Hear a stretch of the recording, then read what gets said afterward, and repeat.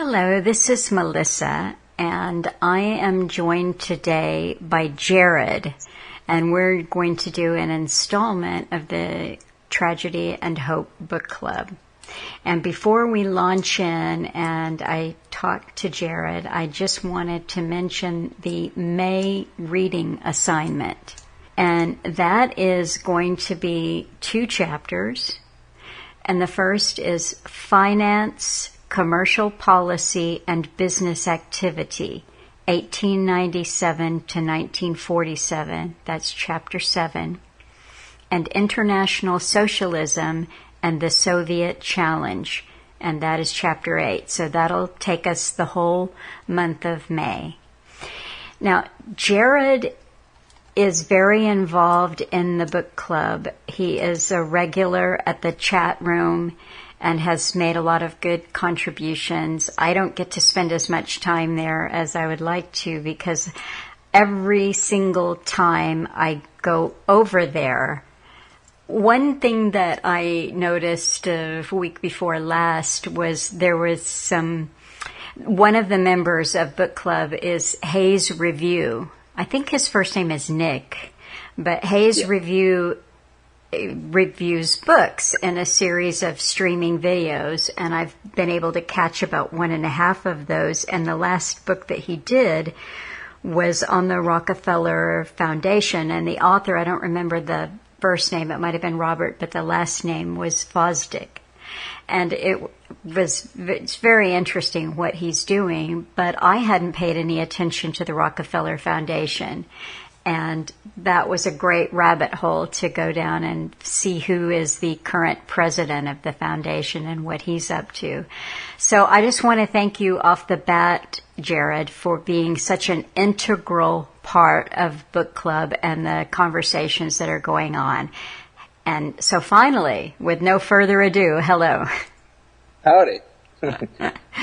Thank you for the recognition. Yeah, we spent a lot of time in there talking about a lot of different stuff. And it's good for people like Nick and I because we're allowed to have some kind of camaraderie because we weren't quite too aware, I guess, some of us, before the big 2020 event. And now we have this book club where we can commiserate and go over all the books that Alan recommended. That's great. That's great. Well, I think you're getting up to speed pretty quickly. Yeah, it's I've been taking in a lot really quickly, and I'm not sure if I've been digesting it as much as I should. But I mean, while I'm at work, I can listen to the book Tragedy and Hope, and then also I switch back and forth between Alan's recordings and the book club. There's so much information in the world. It's really hard to navigate, and I feel like having like signposts and beacons like these books and the books that we're going to be covering and that Alan mentioned so many times, just this one book alone, I feel like this was the best one to start with. It's daunting at first, but I think if we keep reminding ourselves that retaining a string of dates and events and battles is not the most important part of the exercise. It really is more to get the big picture and even, as Alan might say, read between the lines. And there's a lot of richness there if you don't get bogged down in the details. Yeah, and I also wanted to start even just a caveat just for this chapter alone in this discussion. Quigley himself even mentioned that whole volumes have been written on the lead up to this one war itself. Mm-hmm. Just like in the buffer French, where where they were like expanding out, and it's basically setting up for everything in this chapter. Yes, I also wanted to say too before we dive in that today we're just going to be recording World War I, 1914 to 1918, that chapter, and then Jared and I are going to record either tomorrow night or the next day the Versailles Treaty. And that will go up at the end of the week. Hopefully this one will go up in a day or two as soon as we can get it done, and I can make a little video out of it. So we're just doing the one chapter, and that's plenty. But you made a really good point there about all of the lead up. One thing, I did not make a page note there, but at the beginning of this chapter, Carol Quigley talks about two important things, the Triple Alliance and the Triple Entente. And he said towards the beginning of the chapter that the lead up to the beginning of World War I was a series of uninterrupted crises. And he outlines a few of them. And I think that is worth noting, that there were, that between like 1898 to the beginning of World War I, it was just one crisis after another. Yeah. And there was like such a big transition just, I think, over the 18th to 19th century, or the 19th to 20. One of the first things I had noticed right off the bat, which is, it's always funny how casually he'll mention things like this, but he's talking about the influence that strengthened the Triple Entente, and it was that of an international banking fraternity. These were largely excluded from the German economic development, but had growing links with France and Russia. Prosperous enterprises like the Suez Canal Company, the Rothschild Copper Enterprise, Rio Tinto in Spain, and many newer activities in Morocco created numerous unobtrusive links which both preceded and strengthened the Triple Entente. And it said, he says, the Rothschilds, close friends of Edward VII and France, linked to the French investment bank, Banque de Paris et de Pays Basques. I don't know how to speak French, but he's always mentioning the Rothschilds and like these giant banking fraternities so casually, like they're not really a part of it, but he has to mention them. Yes, that's funny. And then the other thing that really stuck out to me was how he talked about that the Germans were basically left unchecked for about 10 generations, for like 250 to 300 years. And it was kind of weird that he mentioned that too, because he speaks about them in generations, like it's like this really broad perspective of time. In this chapter too, what he's talking about in Germany is that broad perspective of generations, and then the fact that they were mostly left alone because they were doing the good thing, which was concentrating on their own internal organization. In other words, uniting as Germany, making a united Germany.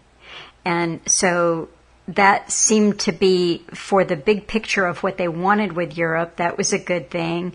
They weren't Germans weren't conquering the world or doing empire, so they got to be left alone, Then they became a good enemy, finally.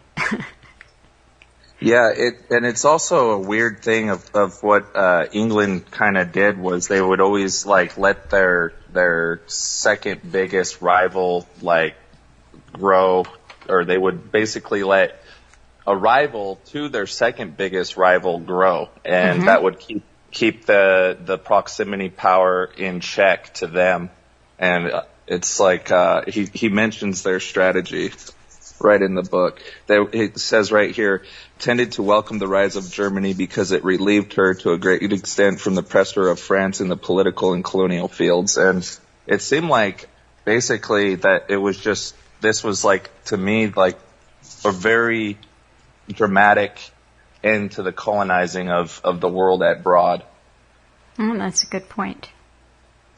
Yeah, because they had the bases. They were Europe was colonizing, and basically the First World was colonizing the rest of the world, everywhere that they could, basically, it seemed like. And they were all the way over to China, Africa, South America, all the small islands they were trying to claim and take over. So there was a lot happening in that century. So you were talking about basically what led up to what was leading up to it, and he has several dates listed out here. Mm-hmm. And the first Moroccan crisis and I can't read that, the Algeciras conference. Yes, Algeciras or Algeciras, and I did not take the time to look that up, so I don't know other than what he wrote what that is about, but that's 1905, 1906. Yep. And it went all the way to 1914. Let's see, there's Agidar in the second Moroccan crisis, the Tripolitan War, the first Balkan War, the second Balkan War, the Albanian crisis, the Liman von Sanders affair, and Sarajevo. Yeah. What is interesting there and what you just rattled off, Jared, is that all of this led up to the whole series of wars which I think it was David that outlined that Croatian war so excellently in the episode from last month. We don't get too much about that history. It's just something that Clinton did, and we don't really have I thought David's outlining of it was one of the better explanations that I had the benefit of receiving. But you can see that everything building up to the crumbling of Yugoslavia, Serbia, Croatia, all of this was set up all the way back there, 1908, 1914. And isn't that the area where like Bolshevism started, or where the communists were trying to get their finger and take over? I just thought that was where they were trying to like take over as well, like in the next section of the book. But what you had here in all of those regions at that time was Russia's involvement. Before there was a communist revolution, before there was a Soviet Union, you've got Russia heavily involved in that region of the world. There was another little section I wanted to read about just how they were, how everyone felt leading up to it. Yeah, I just have some highlights in the book, so that's basically all I have. So the atmosphere leading up to the war must have been pretty tough for people, and he wrote a little section on it here, and he says, I'm at 221 now. He said, the atmosphere of nervous exhaustion after 10 years of crisis, the physical exhaustion from sleepless nights, the alternating moves of patriotic pride and cold fear, the underlying feeling of horror that the 19th century optimism and progress were leading to such a disaster, the brief moments of impatient rage at the enemy for starting the whole thing, the nervous determination to avoid war if possible but not be caught off guard when it came, and, if possible, to catch your opponent off guard. Instead, and finally, the deep conviction that the whole experience was only a nightmare, and that at the last moment some power would stop it. These were the sentiments which surged to and fro in the minds of millions of Europeans in those 5 long weeks of mounting tension.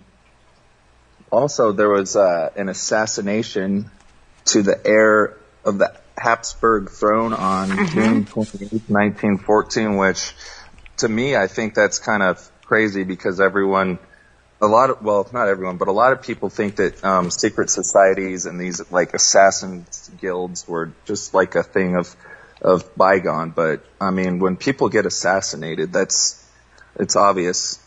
It seems obvious to me that there's still people that do that to create conflict and strife, and it just seems like a red herring to me. It's interesting too because I don't think at any time in history assassinations would be easy to carry off for, the lone gunman.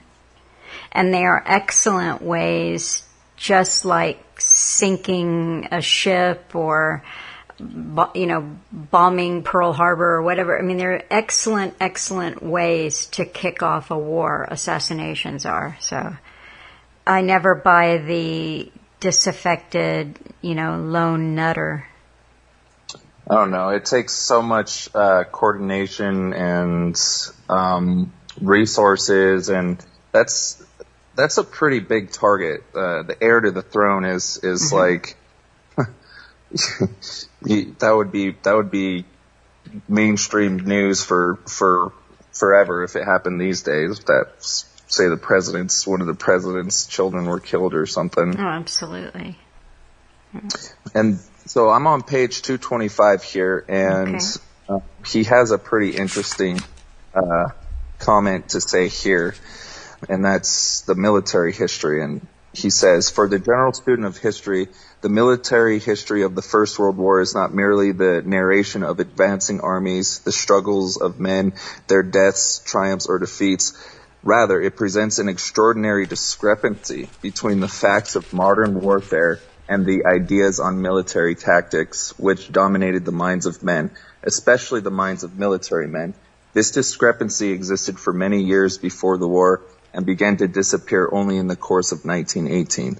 As a result of its existence, the first 3 years of the war witnessed the largest military casualties in human history. These occurred as a result of the efforts of military men to do things which were quite impossible to do.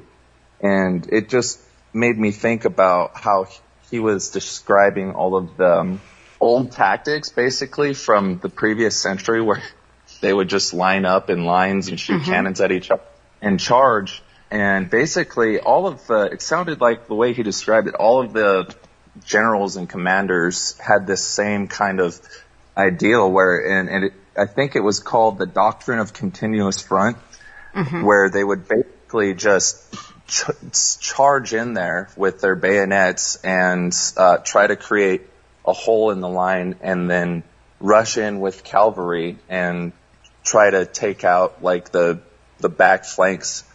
And they spent most of their time training people with bayonets. And he specifically mentioned how most of the generals and commanders weren't really incorporating the barbed wire, the trenches, and the machine guns. And the machine guns, I think, were kind of new back then. And that was another thing that was also really surprising, how much new technology was introduced. And it was like they were industrializing warfare, or testing out like industrialized warfare tactics you had tanks and planes and submarines and different kinds of gas. And submarines weren't ever used, I guess, in naval warfare, according to him. I know they were used in previous wars, but probably just a few times, not really strategically. But it was really, I think it was the submarines which really caused the war to end, because that's when America got into the war after, I think, the Lusitania was sunk. And that was pretty crazy what led up to that. What you're talking about, working on new kinds of weaponry and testing out new kinds of weaponry, we just mentioned this briefly when we talked the other day, was the war of attrition. How many foot soldiers they were willing to lose so that they could keep an encounter going in trench warfare, or they could experiment with their new weaponry. Gallipoli is an excellent example of that. And I'm just going to read in this. This is a little bit of a side here, but Gallipoli, or the Battle of Gallipoli, was a military campaign in the First World War on the Gallipoli Peninsula. And that was a year, almost a full year, 19 February 1915 to 9 January 1916. The Entente powers, Britain, France, and the Russian Empire, sought to weaken the Ottoman Empire, one of the Central Powers, by taking control of the Ottoman Straits. If you've never seen the movie Gallipoli, I think it's an excellent overview of what military officers and the higher-ups are, how much they're willing to sacrifice. Yeah, it's insane. I was actually wondering what movie I could have read to get kind of a cinematic download to get different perspective. I didn't get to, and I found my other page over here too. I missed one of my pages of notes, but the other thing that really astounded me was how fast they could move, how many men they moved on trains, and how quickly they moved their men around just for a tiny strip of 5 or 10 acre strait or something like that. Mm-hmm. It was pretty, it's just, to me, it blows my mind. But one of the battles that really stuck out to me was when the French moved 3.7 million men in 7,000 trains in 16 days, from August 2nd through the 18th, and they opened their attack on Lorraine August 14th, and by the 20th, they were shattered. By August 25th, 11 days of combat had suffered 300,000 casualties. This was almost 25% of the number of men engaged, represented the most rapid wastage of the war. And I was trying to look that up, Google search it, Wikipedia, and I don't think it even said, it wasn't even in there. So that was surprising. And I did the math on that. On average, that's 1,100 men an hour. I just... What was this, the battle called, or? I think it's the French were attacking southern Germany because he says right here. What page is it? 228 at the bottom, the second to last and last paragraph. Mm-hmm. And it said they just wanted to drive into southern Germany, whose Catholic and separatist peoples were not expected to rally with much enthusiasm to the Protestant centralist cause of the Prussianized German Empire. While this was taking place, a force of 800,000 Russians were to invade East Prussia, and 1,500 British were to bolster the French left wing near Belgium. Russians and the British with the French were trying to invade southern Germany, I think. Mm-hmm. So I'm just looking at that right now, 3,781,000 men in 7,000 trains in 16 days, opening their attack on Lorraine on August the 14th. By August 20th, they were shattered. By August 25th, after 11 days of combat, they had suffered 300,000 casualties. How many per hour was that? 1,136, I believe, an hour. Just like, I just wanted to find out, like, what, just average. Obviously, they weren't fighting 24/7, but if you just do the math on that, that's what, that was one of the things that I wanted to do, was just get some statistics put up. And I still don't know how many men's lives were eliminated total. It seems to me like it was like just another way to cull the populations down of Germany, or not Germany, Europe, and to amalgamate and centralize the whole continent of Europe, because after this they created the League of Nations, and they created a lot of other international councils and boards and round tables and chambers and commissions. They just created a lot of centralizing organizations that came out of this war, just to try and make peace, I guess, or treaties, I guess is what it really was about on paper, on its face.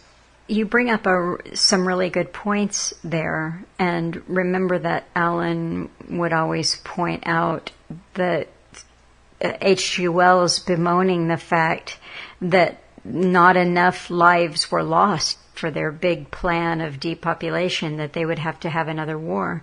But there was so much loss of life in World War I.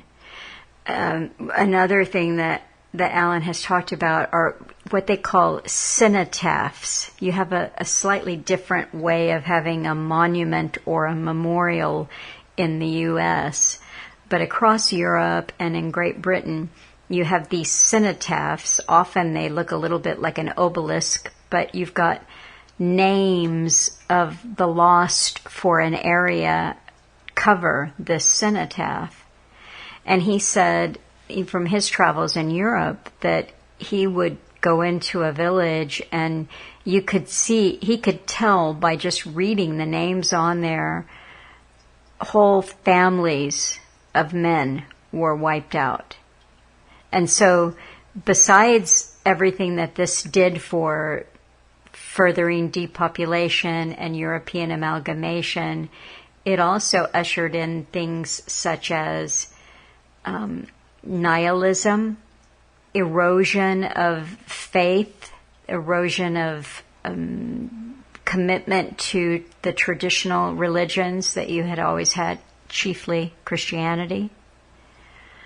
It was very, very dark. And another thing too, I've looked at some interesting documentaries about Great Britain in particular gearing up for World War II, and a lot of family farms were still struggling to recover from the fact that they had no men there to farm the land because of World War I. You know, there's not that much time that elapsed between the end of World War I in 1918 and the beginning of World War II in 1939. That's 21 years, and you can't recover from that loss of life.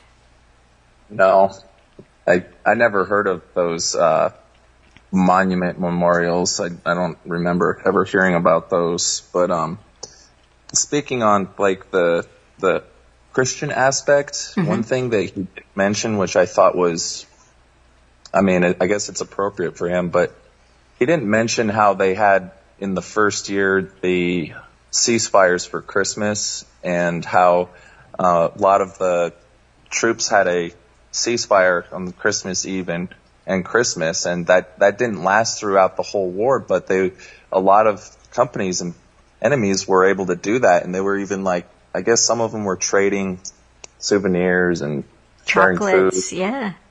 And singing and all that. And there's not one single, he doesn't mention anything like that in the book. The only way he spoke about something positive was if Great Britain, or I mean England, were to win a battle, or how they were pushing, anytime they pushed back the Germans, or anytime the Britain got their treaties twisted and let the merchant ships attack the Germans, or the civilians attack the Germans. That was the only time he talked about something positive in there, was when someone was doing something underhanded and against the laws.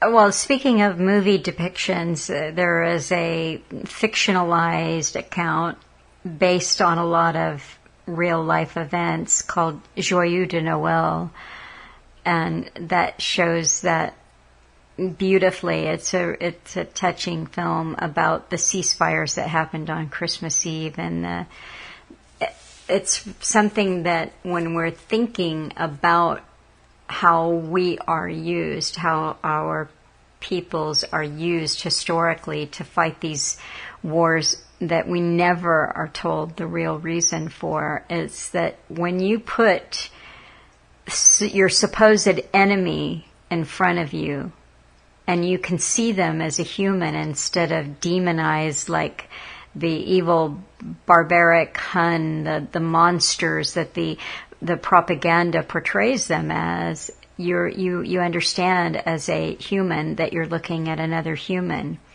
And that was something, we can touch on that a little bit later, but one of the things that Quigley did touch on just a little bit here in this section was the use of propaganda. Yep. I was already thinking that. But the other thing I wanted to say that I picked up on was that he actually mentioned entire nations and states were wiped out and destroyed in there. So that you mentioned entire families and lines of men, but it was even worse. It was whole states and nations were swallowed up in this war. And it's hard to believe because just being young and not knowing much about history, it's hard to imagine, let's say, America getting broken off into different pieces, or part of a European country or part of Mexico disappearing and changing, or something. The map changing is something I'm not aware of that's happened in my lifetime. I'm not saying it hasn't, but just to think that, I don't know how many, but it's something that I'd never really thought about before, was that whole entire places just get completely destroyed, like a whole town or a village just gone forever. History gone forever. Yeah, it's very tragic. And this is something, he calls his book Tragedy and Hope, but the tragedy of it, well, he doesn't write in an emotional way. He writes as a historian, so I guess we are left to flesh out the tragedy for ourselves. Right. I guess that's something I never really considered with the book, because I always figured it was a weird name too, because it's not just like a history of this year to this year or whatever, but I'm sure you had a good name for it. On page 235, he starts talking about the submarine and how it was a new method of warfare, and it was applied with hesitation and ineffectiveness until 1917, and then it was applied with such ruthless efficiency that almost 1 million tons of shipping were sunk in the month of April 1917. Britain was driven within 3 weeks of exhaustion of her food supply, and basically it just outraged them, and that's what brought the United States into the war. And that doesn't seem, it seems like they were maybe, I don't know if they were getting ahead at that point and they actually upset the bankers and the merchants, because that's what I thought when I heard that, was when that happened, they probably pissed somebody off with doing that much damage and destroying that much property and almost wiping out the food supply of Britain. Yeah. What do you think? Well, I mean, it's an interesting approach to this as an excuse for getting the United States into it, but we know that the intent to bring the United States into this preceded that those heavy losses and the loss of the food supply and so forth. You know what I mean? I mean, to me, it strikes me as more of just an excuse that he grabbed as a historian and an author, rather than really having the depth of the truth behind it. Well, that's where the propaganda comes in. And I remember him saying that before that, the people weren't, and this is what he said verbatim, immunized to propaganda yet. Yes. So when World War II came around, people were more weary, but in World War I, it was mainly about morale, is what he mentioned so many times, about the morale. And just doing that Google search on the Christmas treaties, the fighting, the treaties and the peace and the ceasefires waned out. And it's because the enemies started hating each other more and more and more. And I think that was when the propaganda was taking effect and really sinking into the minds of the people. Not to mention how many people were dying, but he definitely mentioned propaganda and international law were aimed at the Germans when they retaliated against civilian attacks. Well, the way he puts it here with the submarine attacks, he said this danger of a British defeat, dressed in the propaganda clothing of moral outrage at the iniquity of submarine attacks, brought the United States into the war on the side of the Entente in that critical month of April 1917. In the meantime, the German policy of military attrition on the Western Front worked well until 1918. There's two things here, because a lot of people are more visual than reading a book. Some people are just listening to audio versions, but still following along in the club. And I think that there are two movie recommendations that will help you have a better understanding of this. All Quiet on the Western Front is an excellent movie. There may be a couple of versions of one I'm thinking of is probably from the 70s. And another one is satirical called Oh, What a Lovely War.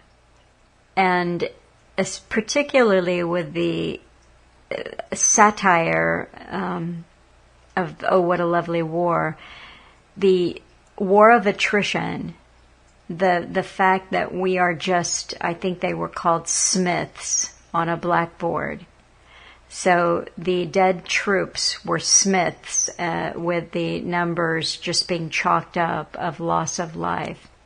So those will add something to the understanding. But it is interesting the way he says it. So Quigley's not bothering to tell us all of the behind-the-scenes things that were going on to actually bring the U.S. into the war, but just the fact that finally the unfairness of submarine attacks and the way that they were able to capitalize on that propaganda, then people said, oh, okay, well, that's just not right. That's not a fair fight. Yeah, that just, it chaps me. It just chapped me so bad to hear that, because the whole time he just kept saying how the British were breaking what they thought were the international laws of war, and then they do that, and all of a sudden then they brought America in. But what I felt was kind of interesting too, how he was saying that basically nobody could really stay out of the war, that there wasn't really any neutrals. It was hard to get diplomacy figured out because so many people were sending supplies to and fro. So you couldn't really be considered a neutral because of that. It was just weird because it was basically saying everybody was involved in one way or another. Mm-hmm.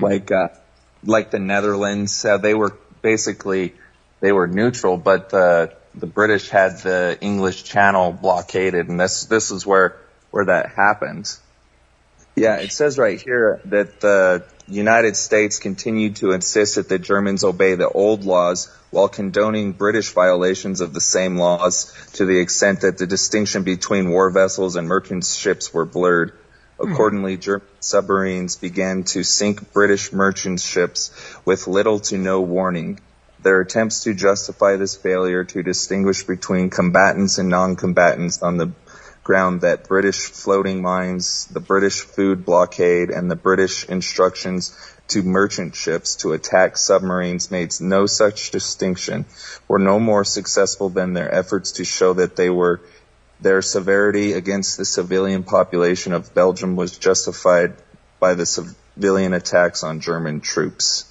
They were trying to carry on a legal distinction remaining from an earlier period when conditions were entirely different, and their ultimate abandonment of these distinctions found that their enemies had already abandoned them merely made matters worse, because if neutrals became belligerents and non-combatants became combatants, Germany and her allies would suffer much more than Britain and her friends. In the final analysis, this is why the distinctions were destroyed, but beneath all the legal questions was to be found the ominous fact that war, by becoming total, had made both neutrality and negotiated peace almost impossible. We shall now he's talking about how they started negotiating peace, but it was like he was saying that there was, because this was a world war and it was modern war, that before wars were just limited goals with like limited amounts of resources available.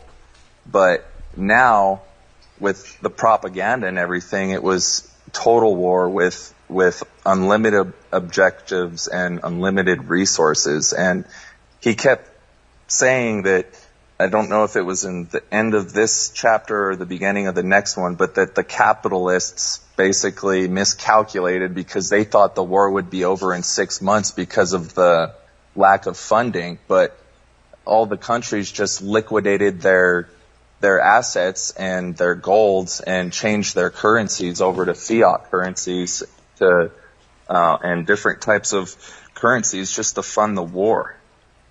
You know, I'm glad you brought that up. I think it was towards the end of this chapter that he gets into going off the gold standard and they just basically printing currency to fund the war. That's a very good point there. I mean, as I was pondering that, I was thinking about Alan just talking about how anything can be made to have a value. You know, you could trade seashells and certain shells could become the most valuable commodity. But we have it drilled into our heads with the money con that gold is real and other currencies are fiat. And you certainly, because of the way they were playing the game, and we touched on this in the recording that we did about money when Darren and I spoke, that there was just the idea that we have this idea in our head that you've got international bankers and it's the international bankers controlling everything against the little people. But Quigley talks about that in the section on money. He spent quite a lot of time on it because he said this is very important, that the bankers don't always agree. Are you going to keep inflation down or are we going to be inflationary? And I think that's important to remember that there have always been in controlling this con some who would keep us back to gold, do things a certain way, and others who don't have that approach. Yeah, it all heads us to the same direction, ultimately. Yeah, it seems like it's moving in one direction for sure. That was, I don't remember which page that was. I think anyway. I wrote down on my notes it was 257, at least what I was thinking about in taking creating money. Let's see here, where does it go? I was on 39, what I just read about the move ships and all that, but right. Well, we can just keep going in sequence if you like. Well, I mean, I definitely wanted to mention this because earlier you mentioned the Ottoman Empire, and he says he's talking about the disposition of the Ottoman Empire was the famous Balfour Declaration of 1917. Probably no document of the wartime period except Wilson's 14 points has given rise to more disputes than this brief statement of less than 11 lines. Much of the controversy arises from the belief that it promised something to somebody and that this promise was in conflict with other promises, notably with the MacMahon pledge to the Sharif Hussein The Balfour Declaration took the form of a letter from British Foreign Secretary Arthur James Balfour to Lord Rothschild, one of the leading figures in the British Zionist movement. This movement, which was much stronger in Austria and Germany than in Britain, had aspirations for creating in Palestine, or perhaps elsewhere, some territory to which refugees from anti-Semitic persecution or other Jews could go to find a, quote, national home. Balfour's letter said, His Majesty's government view with favor the establishment in Palestine of a natural home for the Jewish people and will use their best endeavors to facilitate the achievement of this object, it being clearly understood that nothing shall be done which may prejudice the civil and religious rights of existing non-Jewish communities in Palestine, or the rights and political status enjoyed by Jews in any other country.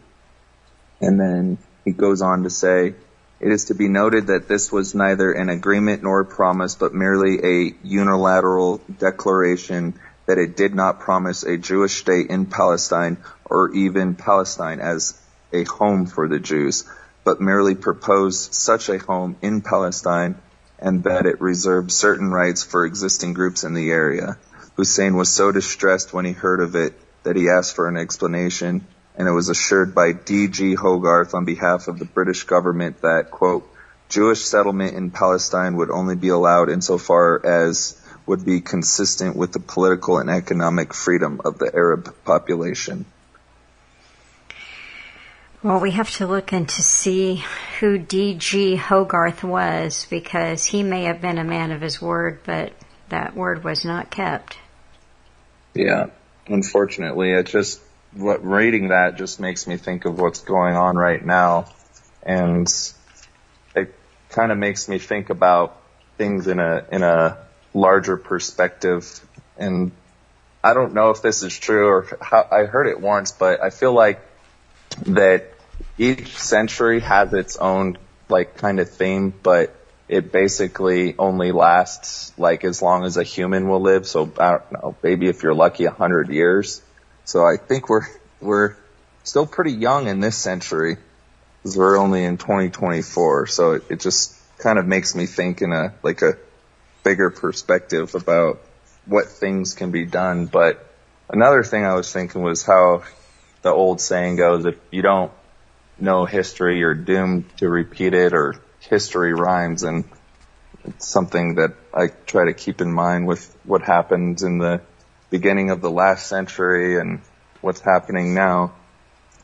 Yes. I don't know if it can be correlated or not, but it seems maybe, I don't know.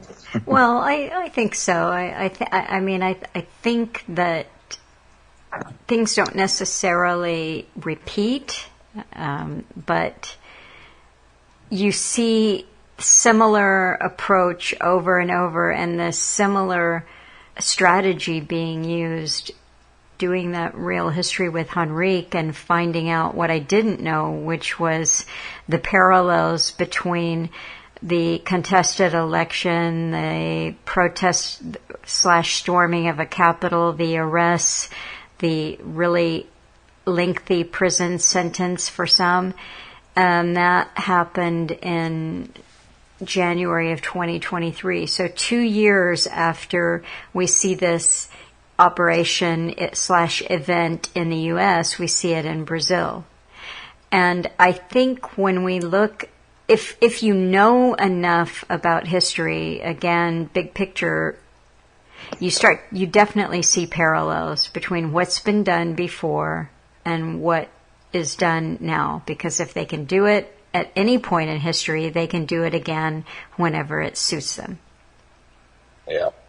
I have another weird note that I found, and it was where he was trying to explain what got the United States in. I know we've already talked about it, but he gives like 4 reasons, and it's pretty funny. That's so funny because I wrote that down. It's on page 249. Yep. Yeah, I noted that as well. Go ahead. Yeah, so he said these might be summarized as follows. One, the German submarine attacks on neutral shipping that made it necessary for the United States to go to war to secure freedom of seas. Two, the United States was influenced by subtle British propaganda conducted in drawing rooms, universities, and the press of the eastern parts of the country, where Anglophilism was rampant amongst the more influential social groups. Number 4, and this was my favorite because I don't know. Don't skip number 3. I won't. It's just the United States was inveigled into inveigled. Sorry. No, I looked that word up too because they were basically suckered in, like if they said word is like, well, I think of like a fishing lure and you're fishing something. Mm-hmm. You know? Into war by a conspiracy. Let me start over. The United States was I'm going to mess up that word again. Inveigled. Inveigled, there we go. Into war by a conspiracy of international bankers and munitions manufacturers eager to profit or to protect their loans to the Entente powers or their wartime profits from sales to these powers. And number 4, balance of power principles made it impossible for the United States to allow Great Britain to be defeated by Germany. Whatever weighed of these 4 in the final decision, it is quite clear that neither the government nor the people of the United States were prepared to accept a defeat of the Entente at the hands of the Central Powers. Indeed, in spite of the government's efforts to act with certain semblance of neutrality, it was clear in 1914 that this view of the chief leaders in the government, with the single exception of State William Jennings Bryan. Secretary of State. Yeah. So he's basically was saying it was impossible for the United States to stay out of the war, and he mentions Canada down here as British territory adjacent to the United States and exposed to invasion from land of the United States constituted a hostage for British naval behavior acceptable to the United States. I feel like that was weird that he mentioned that because the United States was enemies with Great Britain at one point, but then you have that colony right above them, so he's just basically saying that was like a bargaining chip. Sounds like. Yeah, I couldn't not. Because I kept looking for him to mention the bankers and the Rothschilds, and he does a few times, and it's pretty interesting. The next page is 256. Do you have anything from in between there? Well, the one thing that I noted was on page 251, and this was on about propaganda. I'm just gonna see here. The propaganda.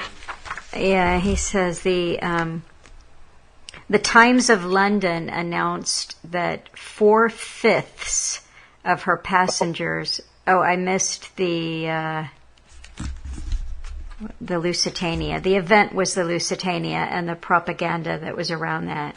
So the Times of London announced that 4/5 of her passengers were citizens of the United States. The actual proportion was 15.6%. Could you read that again? You're kind of cutting out. The Times of London announced that the Lusitania contained that 4/5 of her passengers were citizens of the United States. Now, it appears that it wasn't quite that many, but that was, whipping the U.S. up. The British manufactured and distributed a medal which they pretended had been awarded to the submarine crew by the German government. In other words, they just made something up. The British made a medal. They manufactured it. And then they said that the Germans had made that medal and awarded it to the submarine crew by the German government for sinking the Lusitania. Yeah. So there was no trick too dirty to be tried. Then it said a French paper published a picture of the crowds in Berlin at the outbreak of war in 1914 and said it was a picture of Germans rejoicing at the news of the sinking of the Lusitania. So that just struck me as, nothing too dirty when it comes to propaganda and whipping up public emotion and sentiment in favor of going to war. Yeah, and even that pisses me off just hearing that, because I know they've done that too in modern times. They'll put something on the TV that's from not even anything that's even anything bad or a war. They can just take a clip from something that happened and then say it was something else, and people will believe it and it'll go viral. Yes.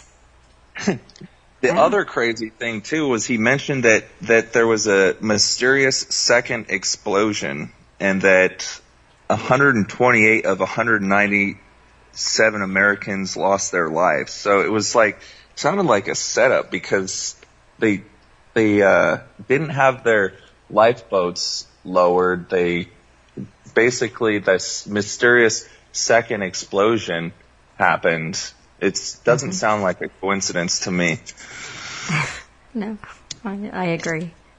Yeah, it's just so weird how he just puts stuff in there like that. All right. Do you have it? I don't have anything before 256, which is where you said you were going next. So. Okay. Yeah, basically he was just talking about the Carnegie Endowment for International Peace said the war destroyed over $400 million of property, when at the time the value of every object in France and Belgium was not over 75 million. I think that's right. Hundreds, millions, I don't know, maybe it's 400 billion, but I think with the B, yeah. When I was listening to it, he said million, and I'm like, I don't think that sounds right, but yep, 400 billion with the B. When they destroyed that much, when France and Belgium didn't even have that much, and they were worth less than that. Oh, that is interesting. Yeah. Oh, here was the quote that Alan always famously paraphrased, and I have it highlighted over here, but he says, "The war brought nothing really new into the world. Rather, it sped up the process of change, which had been going on for a considerable period and would have continued anyway, with the result that changes which would have taken place over a period of 30 or even 50 years in peacetime were brought about in 5 years during the war. Also, the changes were much greater in objective facts and in the organization of society than they were in men's ideas of the facts or organization. It was as if the changes were too rapid for men's minds to accept them, or what is more likely, that men, seeing a great changes which were occurring on all sides, recognized them, but assumed that they were merely temporary wartime aberrations, and that when peace came, they would pass away and everyone could go back to the slow, pleasant world of 1913. Wow, that is such an important passage that you just read, that people assumed that it was a wartime aberration. Because, Jared, don't you think that this is exactly what we've lived through in the last 4 years?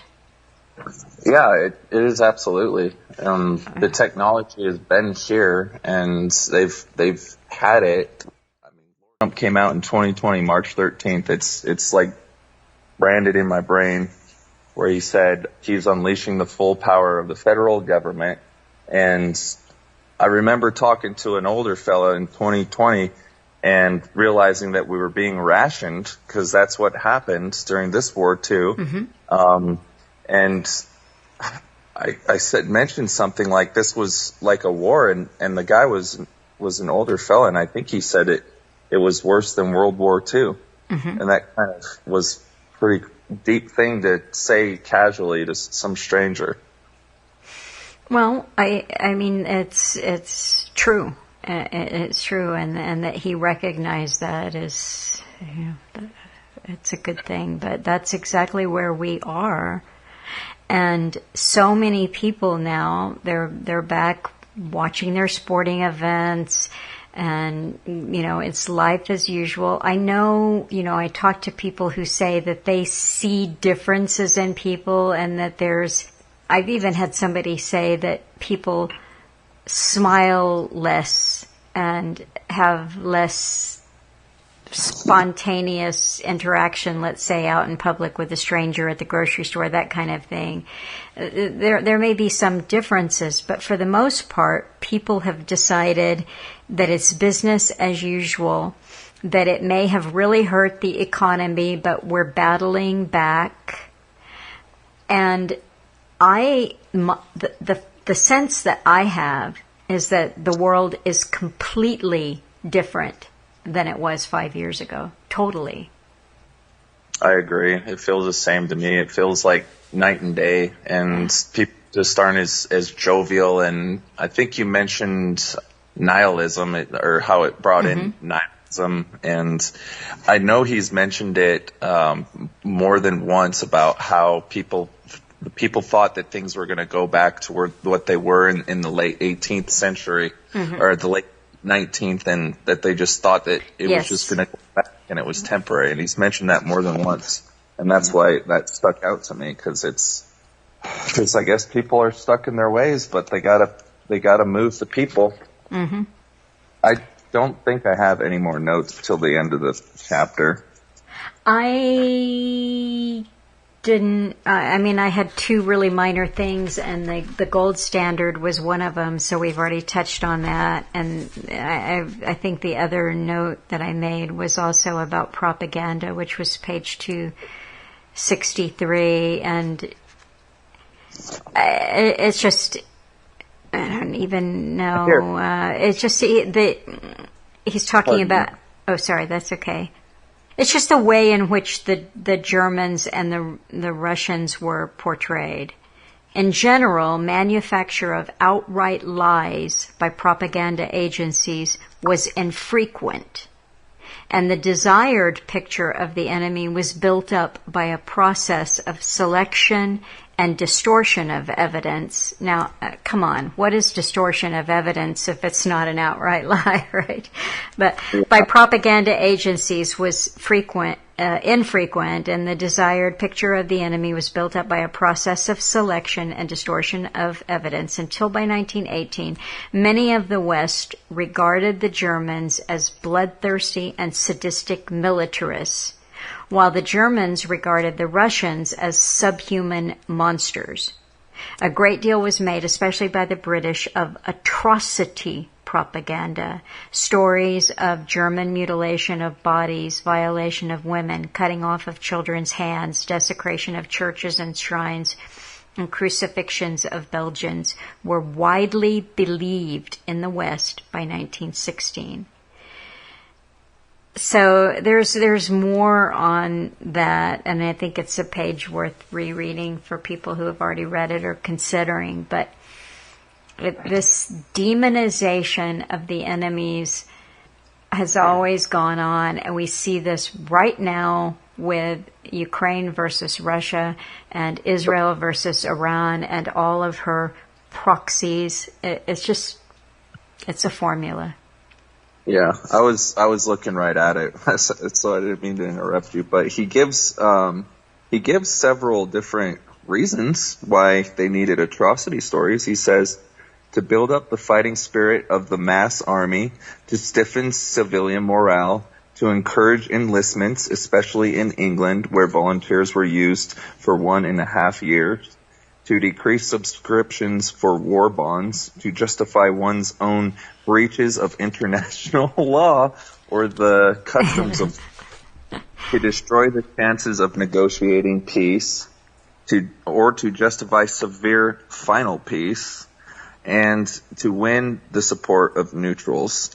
On the whole, the relative innocence and credulity of the average person who is not yet immunized to propaganda assaults through the mediums of mass communication in 1914 made use of such stories relatively effective. But the discovery in the period after 1919 that they had been hoaxed gave rise to a skepticism towards all government communications, which was especially noticeable in the Second World War. So I hope people are listening to that out there. Mm-hmm. So I think that was a good broad strokes view of the chapter. And if there's nothing else, then we're going to record the Versailles System and the Return to Normalcy 1919 to 1929 in a couple of days and get that up this week too. Yeah, it was pretty good. I'm not used to it, but you did great. Yeah, it's just been a while. I always get a little nervous when I first start recording, and then I hopefully catch my groove, but it's not my first time stuttering and stammering. I don't know all these big words. I mean, it's like, if you want to go to sleep, just listen to this book. The only way I can get is because I'm working during the day.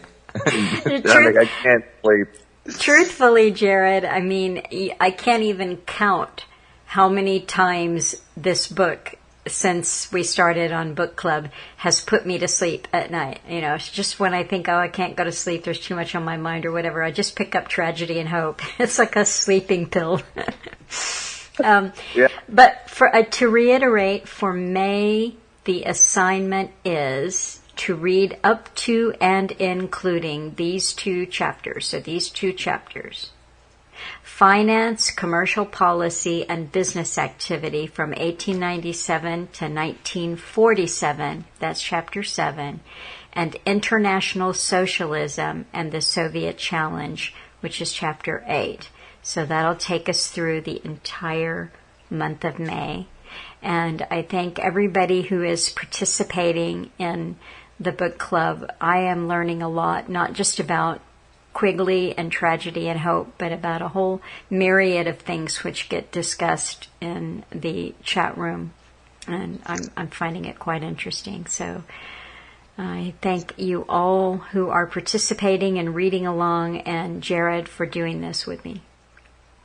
Yeah, thanks everybody, and we look forward to seeing you in the Telegram group and hearing from more people that want to participate in the discussion.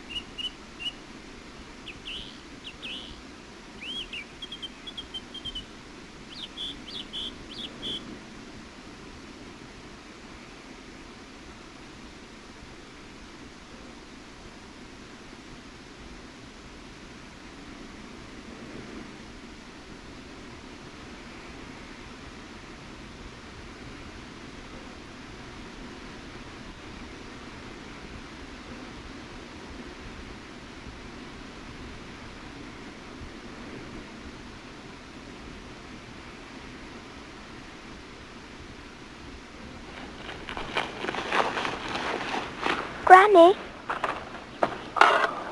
Granny, what did Daddy do in the war? And when they ask us how dangerous it was, oh, we'll never tell them. No, we'll never tell them. We spent our pay in some cafe and fought while women night and day. 'Twas the cushiest joy